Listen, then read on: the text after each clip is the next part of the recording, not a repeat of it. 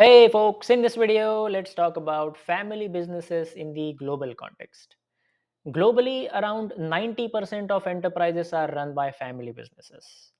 They are a key driver of economic activity, economic growth, and employ millions around the world. Now, most of these family businesses are local or mom and pop shops, small businesses that you see around you. But some of the world's largest companies, from Walmart, Reliance to Ford, are also family run firms. Now, in many countries, these family run businesses make up a significant portion of the GDP.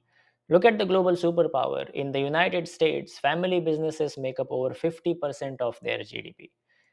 This data is from 2023, a little old, but directionally it tells a story. So, in the United States, there are over 3 crore family run businesses that generate over $14 trillion in GDP. Some of the big names that you may recognize are Walton family run Walmart, Warren Buffett's Berkshire Hathaway, and Cargill. Now, look at Mexico and Spain. Their family run businesses make up 70% of the GDP. And at the top comes India, where family owned businesses make up almost 80% of the GDP. Reliance Group and Tata Group are a prime example of that.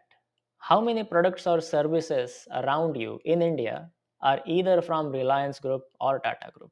Now, look at India's top 50 companies by market cap. Again, this data is from 2023. Right at the top, Reliance Industries run by the Ambani family. India's stock market capitalization is roughly over $5 trillion as of mid June 2025. But back in 2023, it was around $4 trillion. And at the time, Reliance was valued at almost $200 billion, 5% of India's entire stock market cap. Then you see a lot of Adani companies run by Adani family and many from the Tata group. In my opinion, the family owned firms that are long term focused, that prioritize succession and legacy over short term returns, go on to become giants like the Tata group. They create deep community roots, driving jobs, innovation while preserving local ownership. But how much concentration of economic activity in the hands of a few large family businesses is too much? That is something we need to think about. Look at another nation that is doing very well, South Korea. It has a GDP of around $1.8 trillion, population of over 5 crores, GDP per capita of over $34,000, making it a rich nation. Unemployment, inflation, government debt, etc., all macroeconomic metrics are excellent.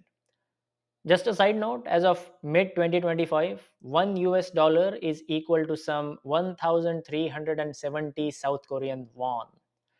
1 US dollar is roughly 86 Indian rupees, and 1 US dollar is roughly 146 Japanese yen. Indian currency looks strong, but we know Japan and South Korea are rich nations. India is not.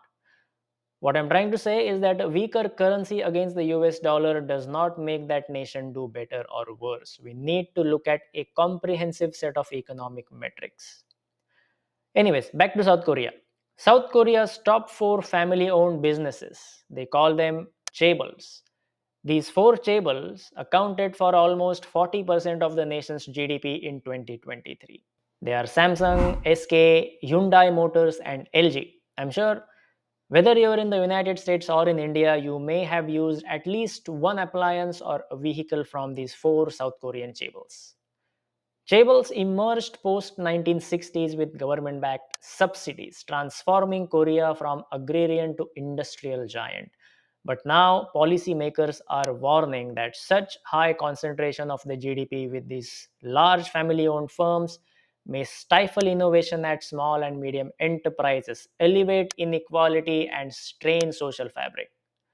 Here's one statistic to demonstrate why they are worrying.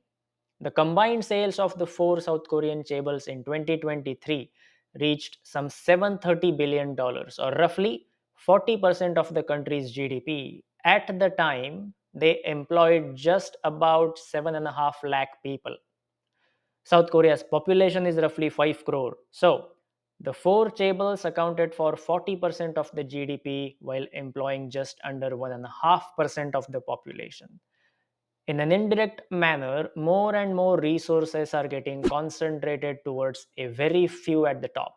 Therefore, despite family businesses playing a pivotal role in any economy, how much concentration of power or revenue is too much with the large family owned businesses is a question we need to ask. I hope you found this analysis interesting. I'll speak with you again next week. Until then, take care.